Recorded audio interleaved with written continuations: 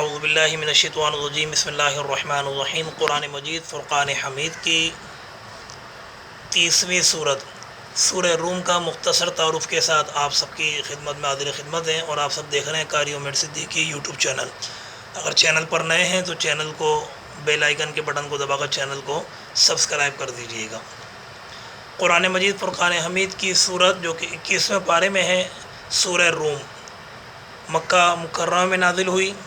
اگر اس کے نزول کی بات کی جائے کہ کون سے زمانے میں نازل ہوئی، تو اس کا زمانہ نزول ہجرت حبشہ کا سال تھا، یعنی وہ سال تھا کہ جس وقت کفار مکہ، سرداران مکہ اور منافقین کی طرف سے مسلمانوں پر ظلم و ستم ہو رہے تھے، اور آپ صلی اللہ تعالیٰ علیہ وآلہ وسلم نے، ہمارے نبی صلی اللہ تعالیٰ علیہ وآلہ وسلم نے مسلمانوں کو حبشہ کی طرف ہجرت کا حکم ارشاد فرما دیا تھا، اور مسلمان یک کے بعد دیگر حبشہ کی طرف ہجرت کر کے جا رہے تھے۔ اس سال میں یہ سورہ روم نازل ہوئی۔ اس صورت میں اللہ تبارک و تعالیٰ نے 2 پیشن گوئی کی ہیں۔ پہلی پیشن گوئی اللہ تبارک و تعالیٰ نے، جو کہ اگر پیشن گوئی سے یوں سمجھے کہ پیشن گوئی کو بالکل عام الفاظ کر کے میں آپ کو سمجھا سکوں، تو یہ ہے کہ وہ بات جو ہونے والی ہے وہ اللہ تبارک و تعالیٰ نے پہلے ہی قرآن مجید فرقان حمید کی اس سورہ روم میں بیان فرما دی۔ 2 باتیں بیان فرمائی۔ پہلی بات جو ارشاد فرمائی اللہ تبارک و تعالیٰ نے، وہ فرمائی کہ ان قریب رومیوں کی فتح ہوگی، اور دوسری بات اللہ تبارک و تعالیٰ نے یہ ارشاد فرمائی کہ مسلمانوں کی بھی فتح ہوگی۔ اب یہ وہ سال تھا کہ مسلمان بہت کم تھے، ہتھیار کے لحاظ سے، ہر لحاظ سے، مال و اسباب کے لحاظ سے، اور ظلم و ستم ہو رہا تھا مسلمانوں پہ۔ اس وقت اللہ تبارک و تعالیٰ نے مسلمانوں کی فتح اور نصرت کی جب بات ارشاد فرمائی اللہ تبارک و تعالیٰ نے قرآن مجید میں، تو مشرقین اور کفار جو ہے نعوذ باللہ مذاق اڑانے لگے، آپس میں شرطیں لگانے لگے کہ اگر مسلمان فتح ہو گئے تو میں اونٹ اتنے جو ہے کیا نام میں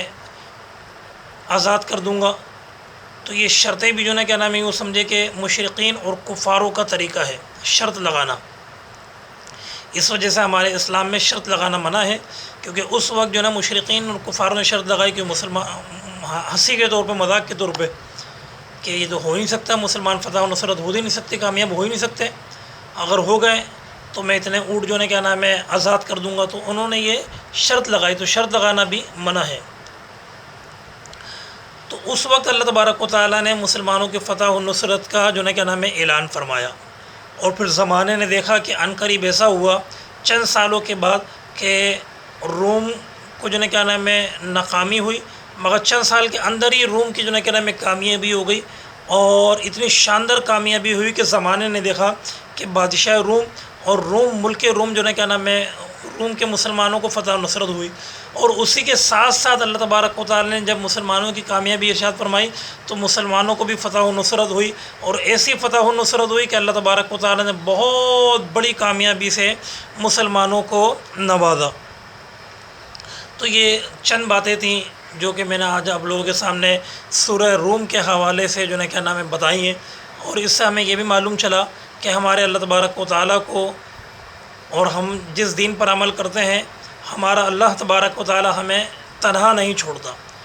اگر مسلمانوں پہ کوئی مسلمان پریشان ہیں تو اللہ تبارک و تعالیٰ کو علم ہے، ایک وقت ایسا آتا ہے کہ پریشانی دور ہو جاتی ہے اور خوشی اور کامیابی مسلمانوں کو ملتی ہے، مگر شرط یہ ہے کہ صبر کرنا چاہیے۔ اللہ تبارک و تعالیٰ عمل کی توفیق نصیب فرمائے۔ اگلی صورت کے تعارف کے ساتھ پھر ملاقات ہوگی، جب تک کے لیے اپنا خیال رکھیے گا، چینل کو دعاؤں میں یاد رکھیے گا۔